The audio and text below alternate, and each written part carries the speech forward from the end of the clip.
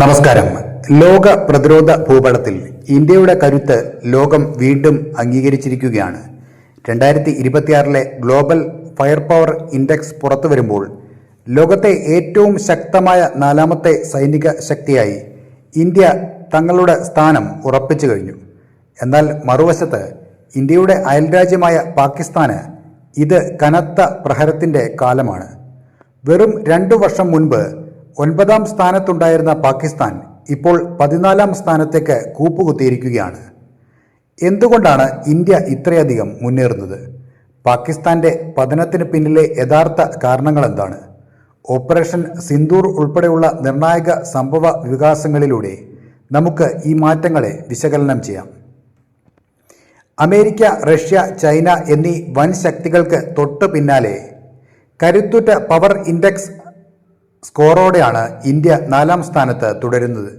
കേവലം ആയുധങ്ങളുടെ എണ്ണം മാത്രമല്ല ഇന്ത്യയെ ഈ നേട്ടത്തിന് അർഹമാക്കിയത്. സജീവ സേവനത്തിലുള്ള 14.5 ലക്ഷം സൈനികരടക്കം ഏകദേശം 51 ലക്ഷത്തിലധികം സൈനിക ഉദ്യോഗസ്ഥരുമായി ലോകത്ത് 1ാം സ്ഥാനത്താണ് ഇന്ത്യ. $80 ബില്യൺ വരുന്ന പ്രതിരോധ ബജറ്റ് ആയുധങ്ങളുടെ ആധുനിക വൽക്കരണത്തിന് കരുത്തേകുന്നുണ്ട്.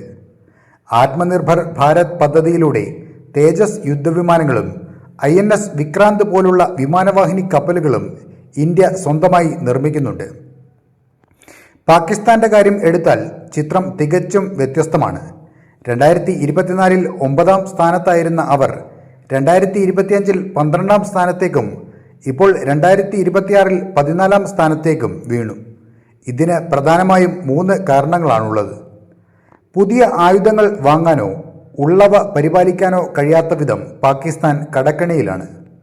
രാജ്യത്തിനകത്തെ രാഷ്ട്രീയ അസ്ഥിരത സൈന്യത്തിൻ്റെ ശ്രദ്ധയെ സാരമായി ബാധിച്ചു. അഫ്ഗാനിസ്ഥാനുമായുള്ള അതിർത്തി തർക്കവും ഭീകരവാദ വിരുദ്ധ പോരാട്ടങ്ങളും പാകിസ്ഥാൻ സൈന്യത്തിൻ്റെ വിഭവങ്ങൾ ശോഷിപ്പിച്ചു. പാകിസ്ഥാന്റെ റാങ്കിംഗ് ഇത്രയധികം താഴാൻ കാരണമായ ഒരു പ്രധാന സൈനിക ഘടകം ഇന്ത്യ നടത്തിയ ഓപ്പറേഷൻ സിന്ദൂറാണ്. 2025 ഏപ്രിലിൽ പഹൽഗാമിലുണ്ടായ ഭീകരാക്രമണത്തിന് മറുപടിയായി ഇന്ത്യ നടത്തിയ ഈ സൈനിക നീക്കം പാകിസ്ഥാൻ സൈന്യത്തിന്റെ ആത്മവിശ്വാസം തകർത്ത് കളഞ്ഞു.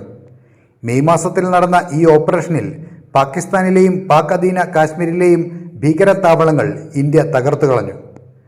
ഇന്ത്യയുടെ അതിശക്തമായ വ്യോമാക്രമണത്തിന് മുന്നിൽ പിടിച്ചു നിൽക്കാനാവാതെ മെയ് 10 പാകിസ്ഥാൻ സൈന്യം നേരിട്ട് ഇന്ത്യയോട് വെടിനിർത്തലിനായി അപേക്ഷിച്ചു എന്നത് ആഗോളതലത്തിൽ ചർച്ചയായിരുന്നു. പാക് വ്യോമത്താവളങ്ങളിലെ തകർന്ന റൺവേകളുടെയും വിമാനങ്ങളുടെയും ചിത്രങ്ങൾ പുറത്തുവന്നത് അവരുടെ പ്രതിരോധശേഷി എത്രത്തോളം ദുർബലമാണെന്ന് ലോകത്തിന് കാട്ടിക്കൊടുത്തു. ഇന്ത്യ വെറുമൊരു പ്രാദേശിക ശക്തിയല്ല, മറിച്ച് ആഗോള ശക്തിയായി വളരുകയാണ്. ബഹിരാകാശ യുദ്ധമുറകളിലും സൈബർ സുരക്ഷയിലും ഡ്രോൺ സാങ്കേതിക വിദ്യയിലും ഇന്ത്യ ഇപ്പോൾ വൻ നിക്ഷേപം നടത്തുന്നുണ്ട്. ക്വാഡ് പോലുള്ള ആഗോള സഖ്യങ്ങളിലൂടെ ഇന്ത്യയുടെ സ്വാധീനം വർദ്ധിപ്പിക്കുകയാണ്.